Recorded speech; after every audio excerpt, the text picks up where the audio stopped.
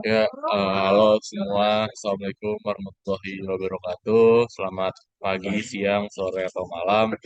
Perkenalkan, nama kami dari kelompok 3 dan kami membahas tentang perencanaan sumber daya manusia.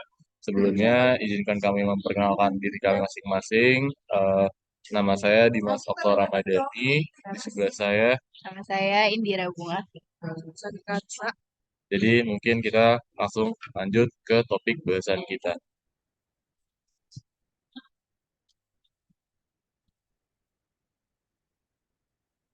Nah, yang pertama itu ada arti perencanaan SDM. Perencanaan SDM atau sumber daya manusia adalah proses strategis yang melibatkan pengelolaan, pengembangan, dan pemanfaatan tenaga kerja dalam suatu organisasi. Perencanaan SDM merupakan pekerjaan penting HR yang menentukan kualitas tenaga kerja dan kontribusi mereka dalam pencapaian tujuan organisasi dalam periode tahunan. Jika dilakukan dengan baik, hal ini mampu menghasilkan tenaga kerja yang produktif, efisien, dan sejalan dengan sasaran bisnis perusahaan. Selanjutnya ada proses perencanaan sumber daya manusia. Proses perencanaan sumber daya manusia adalah serangkaian langkah atau tahapan yang harus dilakukan oleh organisasi untuk merencanakan pengelolaan sumber daya manusia secara efektif. Proses ini melibatkan berbagai aktivitas yang mencakup identifikasi kebutuhan SDM, pengembangan karyawan, perekrutan, seleksi, evaluasi kinerja, dan lainnya. Selanjutnya, ada langkah-langkah umum dalam proses perencanaan SDM. Yang pertama itu identifikasi kebutuhan, identifikasi tujuan organisasi. Di sini menentukan tujuan jangka pendek dan jangka panjang organisasi. Yang kedua ada tinjau strategis bisnis di mana di sini organisasi harus memahami rencana bisnis dan strategi organisasi. Yang ketiga ada analisis pekerjaan di mana identifikasi jenis pekerjaan yang diperlukan dan karakteristiknya. Yang keempat ada tinjau kebijakan dan peraturan. Pertimbangkan faktor-faktor hukum dan kebijakan internal yang mempengaruhi perencanaan SDM. Dan yang terakhir ada peramalan kebutuhan SDM menggunakan data historis dan tren industri untuk memprediksi kebutuhan SDM di masa depan.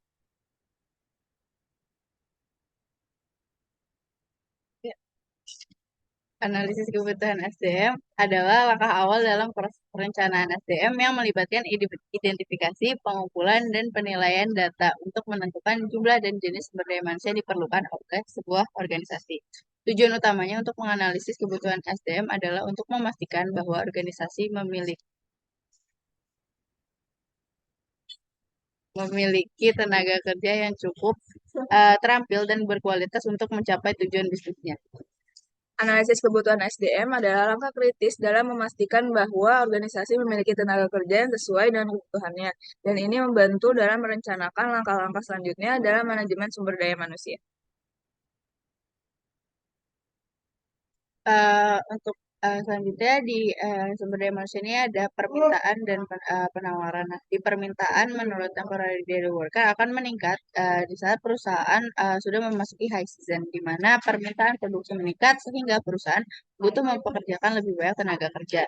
Adanya force major juga sangat berpengaruh pada tingkat permintaan sumber daya manusia karena tingkat produksi menurun, maka tenaga kerja yang dibutuhkan tidak akan banyak. Nah, permintaan tenaga kerja atau outsourcing pun dilakukan atas kesepakatan antara pihak perusahaan dan pihak penyedia dari outsourcing. Selanjutnya ada penawaran SDM. Setelah memperhitungkan permintaan tenaga kerja, perusahaan tersebut perlu mendapatkan indikator penawaran tenaga kerja perusahaan. Menetapkan penawaran tenaga kerja internal dibutuhkan untuk melakukan analisis tentang jumlah orang pada SAT ini dalam berbagai perubahan dalam waktu dekat yang disebabkan oleh misalkan pensiun atau promosi atau perpindahan atau tingkat perputaran yang disengaja atau pemutusan hubungan kerja. Nah, selanjutnya pada penawaran ada internal dan eksternal.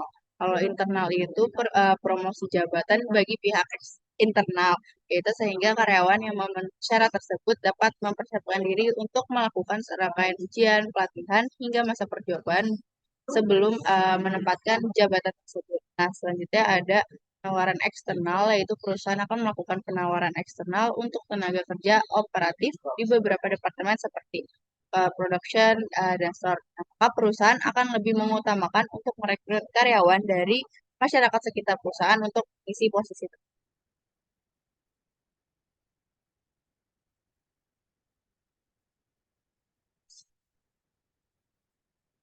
Nah, selanjutnya ada Sistem Informasi Sumber Daya Manusia atau SISDM, yaitu adalah prosedur sistematik untuk mengumpulkan, menyimpan, dan mempertahankan dan memvalidasi data yang dibutuhkan untuk sebuah perusahaan untuk meningkatkan keputusan SDM.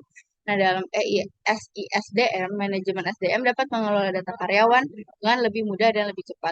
SISDM membantu manajemen sumber daya untuk mengelola data karyawan dengan cara-cara yang memudahkan pengelolaan data karyawan, seperti jadi mengurangi biaya dan mengelola data karyawan, menyimpan data karyawan dengan aman, dan meningkatkan efisiensi pengelolaan data karyawan, dan meningkatkan juga produktivitas karyawan. Ya, kembali lagi dengan saya. Jadi, di sini saya akan membahas tentang analisis persediaan sumber daya manusia. Jadi, itu ada urutan-urutannya. Jadi, yang pertama itu kita harus mengidentifikasi dulu kebutuhan SDM-nya apa. Terus dilanjutkan dengan pencatatan SDM saat ini, itu udah ada berapa dan segala macamnya. Habis itu setelah pencatatan dilakukan evaluasi kualitas sumber daya manusianya. Setelah dievaluasi, itu kita membuat proyeksi kebutuhan di masa depannya untuk SDM-nya, dan selanjutnya itu perbandingan antara kebutuhan dan persediaan saat ini. Setelah itu dilanjut dengan pengembangan rencana tindakan, terus dilanjut lagi dengan implementasi rencana tindakan, terus dilanjut lagi dengan monitoring dan evaluasi, dan diselesaikan dengan penyesuaian yang sudah dilakukan sebelumnya.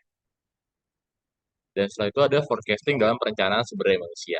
Peramalan kebutuhan atau requirement forecast adalah aktivitas menurut jumlah keterampilan dan lokasi karyawan yang akan dibutuhkan organisasi di masa mendatang dalam rangka mencapai tujuan-tujuannya. Peramalan tersebut mencerminkan berbagai faktor, seperti perencanaan produksi dan perubahan produktivitas. Peramalan kebutuhan akan menentukan besarnya permintaan akan SDM, atau the demand for human resource.